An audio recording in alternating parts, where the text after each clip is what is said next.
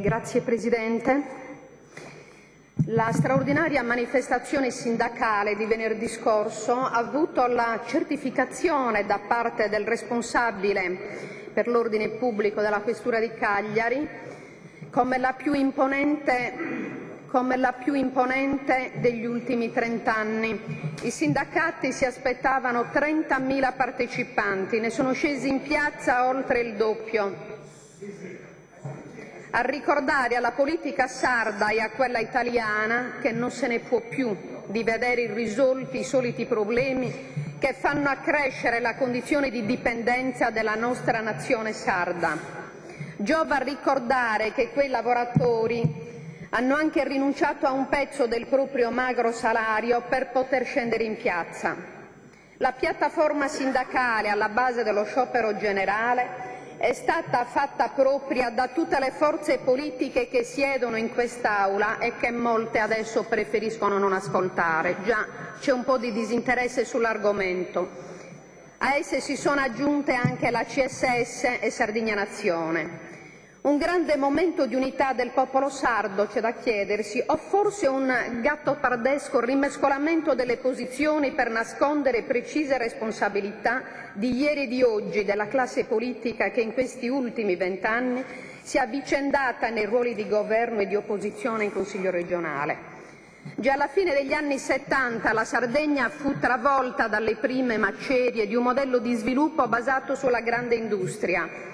Le lotte operaie di quegli anni e l'avvertenza per rivendicare un nuovo modello di sviluppo indicarono con forza l'urgenza di superare quegli elementi fattoriali che condizionavano sin da allora l'intera economia isolana, quali il costo dei trasporti, del credito, dell'energia, ma quelli erano anni in cui ancora esistevano le partecipazioni statali dell'ENI, dell'EFIM e dell'IRI e verso quelle controparti si indirizzavano le rivendicazioni dei sardi per ottenere condizioni di pari dignità e opportunità di sviluppo economico e sociale dell'isola. La stessa Enel era ancora un ente di Stato, ma lo Stato e il governo della politica italiana non seppe e non volle ascoltare le proteste e le proposte delle lotte sindacali di quegli anni.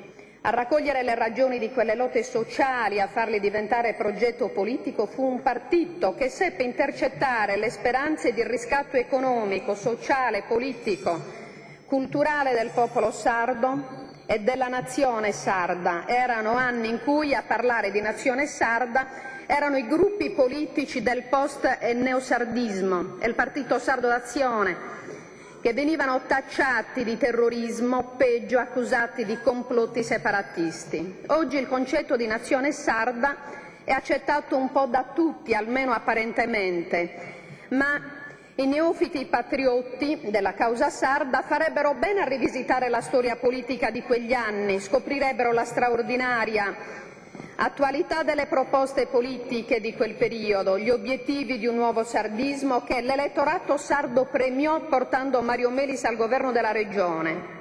Un ripasso che potrebbe tornare utile anche a chi non è proprio neofita della nazione sarda. Noi rossomori, eredi di quella straordinaria stagione in cui il Partito Sardo d'Azione fu davvero grande, perché seppe unire tutto il sardismo che fu di segno indipendentista e progressista, stagione oggi rinnegata dallo stesso PSDAZ, divenuto guardiano di forze conservatrici e certamente più attento ad altro. Per chi pensa di fuggire dalle proprie responsabilità di appoggio al governo regionale in carica, proponendo il superamento dell'attuale modello industriale da sostituire con un meglio precisato nuovo modello di sviluppo, come ha fatto l'altro giorno l'onorevole Planetta, suggerisco la rilettura delle posizioni del Presidente Melis sulle partecipazioni statali, alle quali si chiedeva le contropartite per quelle vere e proprie servitù industriali a cui soffriva la Sardegna con le industrie di base, con delle richieste che andavano ben oltre la mera difesa dell'esistente, ma non rinunciava alla difesa di quell'apparato industriale esistente, così come non rinunciava e non derogava sulla difesa dell'ambiente. In quella fase l'area di Portovesme fu dichiarata area ad alto rischio ambientale e furono stanziate le risorse finanziarie per la bonifica ambientale, che tuttora attende di essere realizzata. Ma quella strategia e progetto politico fu sconfitto. La giunta a guida sardista durò solo una legislatura. Quella stagione di speranza sardista fu interrotta da avvetti delle succursali sarde dei partiti italiani. Diversi responsabili di quella sconfitta calcano ancora la scena politica isolana senza aver pagato il dazio a destra, a centro, a sinistra. Intanto finiva l'era delle partecipazioni statali. La Sardegna passava dalla fase dello sfruttamento a quella dell'abbandono. L'EFIM regalava agli americani dell'Alcoa gli impianti di produzione dell'alluminio primario del Sulcis.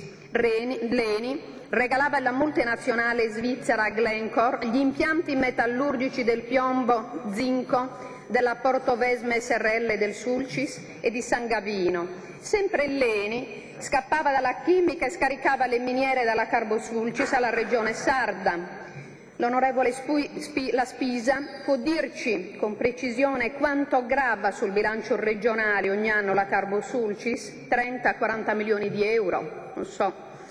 Tale disimpegno ha poi provocato la chiusura della Comsal e della Sardal, le uniche aziende di verticalizzazione delle produzioni di alluminio primario, così come la chiusura della Scaini di Villacidro e della stessa fonderia di San Gavino.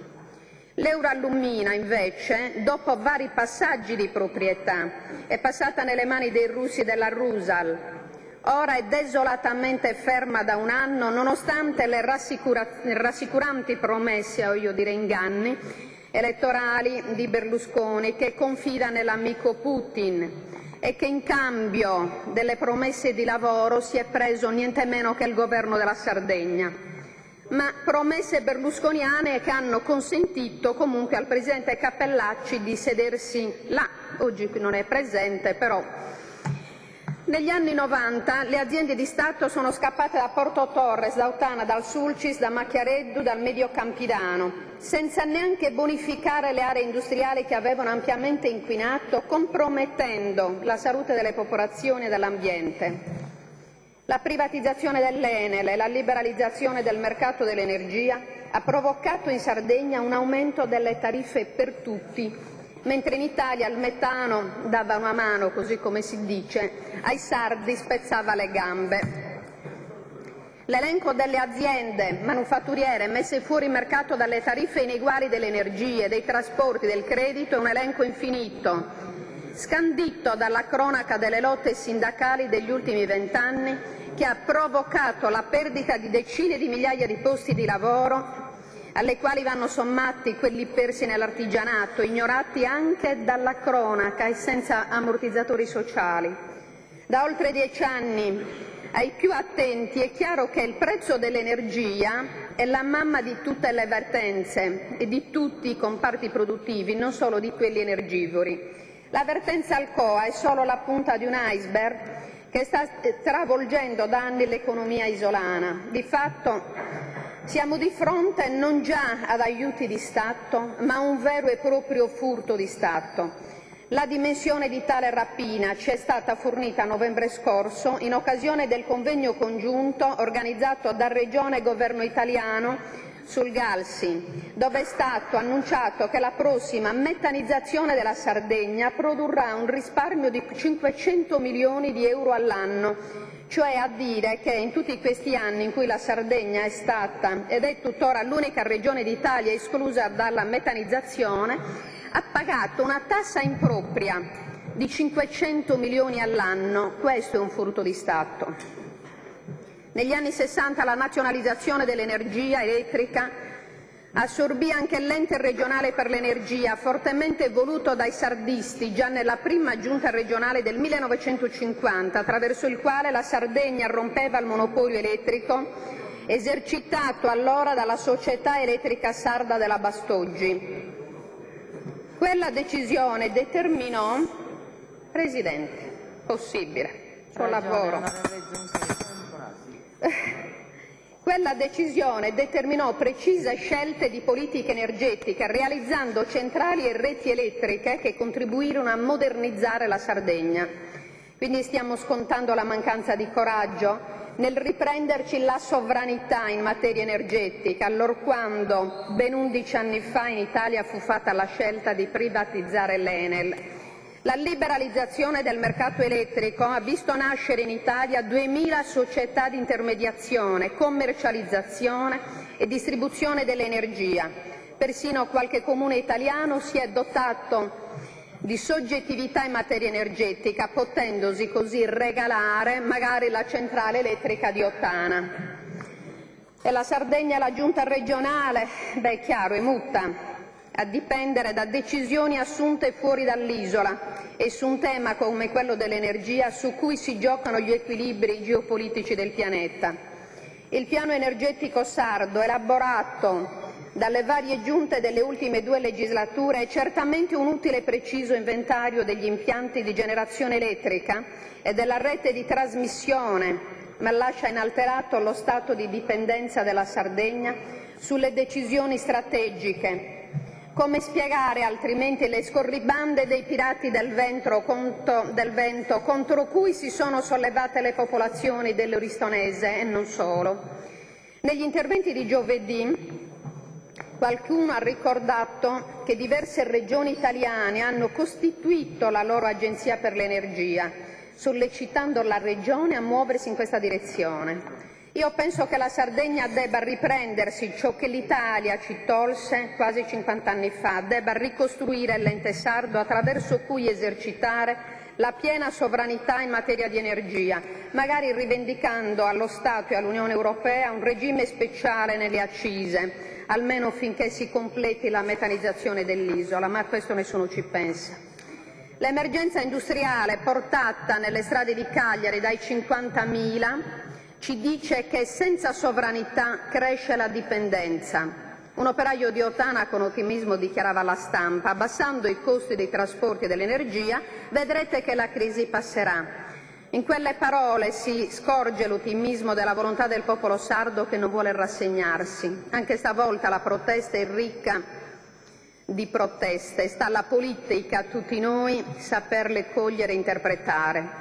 Il giorno precedente alla manifestazione di venerdì scorso, la Fondazione Sardinia, credo che sia arrivato, che siate tutti a conoscenza, presentava al Presidente del Consiglio regionale, ai capigruppi e a tutti i consiglieri regionali la proposta di un ordine del giorno che auspico che venga esaminata al più presto possibile. Il tema delle sovranità è davvero all'ordine del giorno e nella coscienza e nelle speranze dei sardi di buona volontà, e spero anche di questo Consiglio regionale, che ha dichiarato di condividere i contenuti della piattaforma sindacale.